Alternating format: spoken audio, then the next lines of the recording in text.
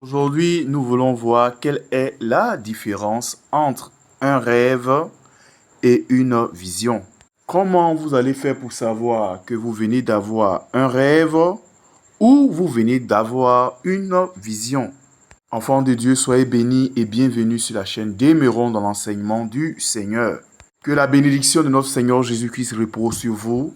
Asseyons-nous dans la présence de notre Seigneur Jésus-Christ. Et écoutons la parole de Dieu. Le rêve, tout le monde connaît, a déjà fait un rêve et puis tout le monde connaît ce que c'est qu'un rêve.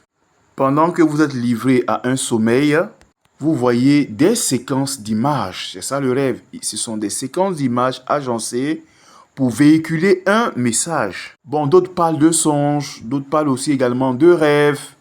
Mais ça renvoie, toutes ces deux notions, rêve, songe, renvoient à la même finalité. Ce sont des séquences d'images agencées de sorte à véhiculer un message et ça se déroule pendant le sommeil. Maintenant, les visions, c'est tout autre chose. Les visions, là, vous ne dormez pas tout simplement. Vous voyez, c'est la différence. Dans le rêve, vous êtes livré à un sommeil. Mais dans la vision, là, vous ne dormez pas. Vous voyez des images ou également vous pouvez voir des images agencées dans le but de véhiculer un message. Les visions peuvent intervenir à n'importe quel moment de la journée. Oui, on peut avoir des visions le matin, à 10 heures, à midi, pendant même la nuit. On parle de visions nocturnes. Donc, les visions, elles interviennent à tout moment de la journée. Attention, attention, les visions ne sont pas vos pensées. Parce que les visions, oui, ce sont des images. Ça naît dans votre esprit. Oui, ça naît dans votre esprit. Mais attention, il ne faut pas confondre ces pensées avec les visions. Je vais prendre un exemple très simple qui m'est arrivé à plusieurs occasions et vous allez comprendre. Je me rappelle de cela il y a 1 ou 2 ans de cela. Quand je vais aller au travail le matin, ça arrivait quand même très fréquemment. À certaines occasions, j'ai fini de prendre le petit déjeuner, je me suis habillé, j'ouvre la portière de la voiture, j'ouvre la portière, je vais aller au travail maintenant. Maintenant, lorsque je mets la clé dans l'interrupteur, dans le démarreur, je veux démarrer la voiture, qu'est-ce que je vois? Subitement, je vois toute la voiture est remplie de sang. Vous voyez, les sièges sont remplis de sang, le volant est rempli de... Il y a du sang sur le volant, il y a du sang sur le tableau de bord. Ça naît comme ça dans l'esprit. Vous voyez, ce n'est pas ma pensée. Ce n'est pas ma pensée. Moi, dans ma pensée, normalement, moi, je veux démarrer et puis partir au travail. Oui, c'est cela, je veux démarrer tout juste la voiture. Peut-être qu'à ce moment-là, mes pensées, bon, qu'est-ce que je vais faire dans la journée? Il y a tel travail, il y a ceci qui m'attend au bureau. Voilà, c'est cela. Mais, soudainement, dans l'esprit, je vois ça. Vous voyez? Et quand je vois ces genres de visions-là, alors là, j'éteins le moteur de la voiture. L'Esprit de Dieu est en train de me signaler qu'il y a un accident qui a été programmé pour moi. Et quand c'est comme ça, même si je dois être en retard, je préfère aller prendre le transport en commun. Je vous dis, l'année passée, et puis l'année surpassée, 1 an, 2 ans de cela, ça arrivait quand même beaucoup, hein? Beaucoup, oui. Mais bien aimé, chose bizarre, je vous le dis. Quand je fais ces genres de visions, bon, je vais abandonner la voiture, je vais aller avec le transport en commun. Je vous dis, en partant, je verrai toujours en route qu'il y a eu un accident mortel, le sang versé sur le goudron. C'est comme ça. Vous voyez, bien aimé, c'était le Saint-Esprit qui m'avertissait du danger. Cela se déroule à 7 heures, entre 7 h et 8 heures, quand je m'apprête à partir. Je ne suis pas en train de dormir. C'est ça une vision. Nous lisons Daniel, le chapitre 1 et le verset 17. Ici, il est écrit, Dieu accorda à ces 4 jeunes gens de la science, de l'intelligence dans toutes les lettres et la sagesse. Et Daniel expliquait toutes les visions et les rêves. Ici, on nous dit que Daniel expliquait les visions et les rêves. Les visions, ça s'explique et ça s'interprète de la même manière que les rêves. Je vous ai dit, la vision apparaît un rêve, mais seulement que à ce niveau, tu ne dors pas. La vision s'explique pareillement que le rêve. Vous pouvez voir dans un rêve de l'or, et on a déjà expliqué dans des vidéos, que quand vous voyez de l'or dans un rêve, dans votre commerce, dans votre maison, ça symbolise la richesse. En vision aussi, vous pouvez voir de l'or. Ça symbolise aussi la richesse. Donc, les visions s'interprètent de la même manière que les rêves. Pour finir, je vais vous expliquer comment on fait pour avoir les visions. C'est la même chose. Il faut être un homme et une femme de prière. Je vois beaucoup de chrétiens et beaucoup d'enfants de Dieu. Ils ne développent pas une vie de prière. Je vous dis, pendant la nuit, vous devez vous réveiller. Entre 0h jusqu'à 4h du matin, je vous encourage à toujours faire au moins 1 heure de prière.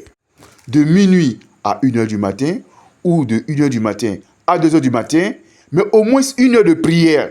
Pour ceux qui ont la force, allez jusqu'à 3 heures de prière. Ça va développer les visions en vous. Bien-aimés, je suis en train de vous montrer comment vous allez faire pour recevoir les visions de la part du Saint-Esprit, de notre Seigneur Jésus-Christ. Mais c'est cela, il faut avoir l'esprit de prière. Si vous passez toute la nuit à regarder la télévision, je vous dis, vous n'allez pas avoir de visions ni de rêves. Si vous êtes distrait toute la journée en train de bavader, de causer, bon, des causeries, je ne sais pas pour quel sujet, vous n'avez pas assez de temps à passer dans la prière, non, vous n'allez pas avoir les rêves, vous n'allez pas avoir les visions, cela ne sera pas en vous, ça ne va pas s'activer. Donc, pour activer les visions, ayez l'esprit de prière. Enfant de Dieu, je le répète. Et ne l'oubliez pas. On l'a déjà dit dans la vidéo, mais je le répète pour vous.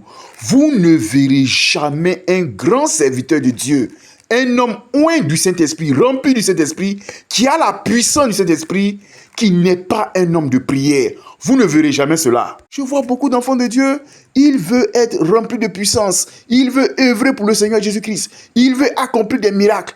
Mais ils ne sont pas des gens de prière. Ils ont la paresse pour prier. Je vois beaucoup de chrétiens comme ça. Ils ne peuvent pas tenir même 1 heure de prière. Mais si vous ne pouvez pas tenir, vous ne pouvez pas prier comme cela. Vous ne serez jamais une femme de prière.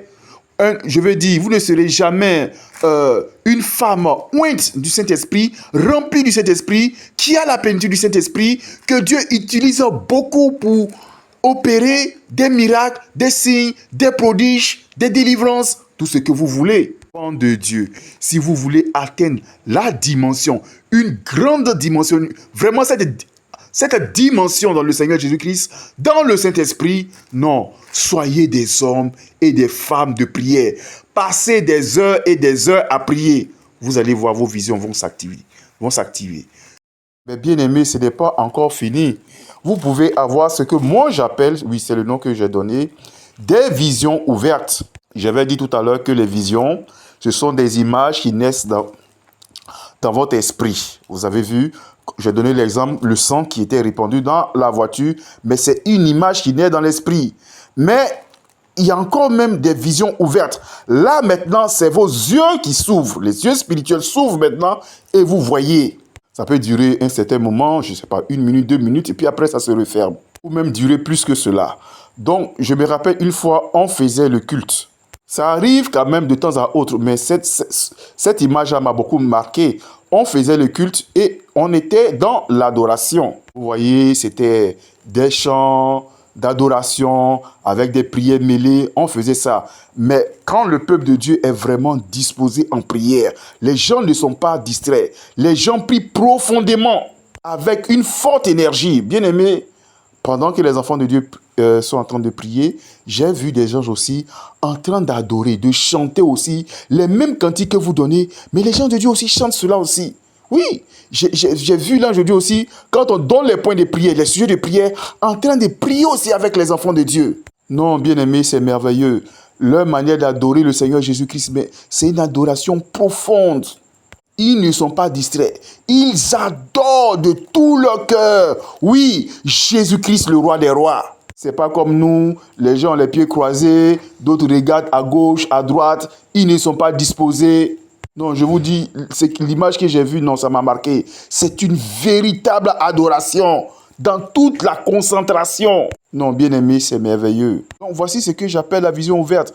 Là, Dieu ouvre vos yeux spirituels. Vous voyez, c'est cela que le Seigneur Jésus vous accorde la grâce à avoir ces visions ouvertes. Que le Seigneur Jésus-Christ vous bénisse et je prie pour vous que la grâce vous soit faite pour avoir des rêves et des visions au nom de Jésus. Amen.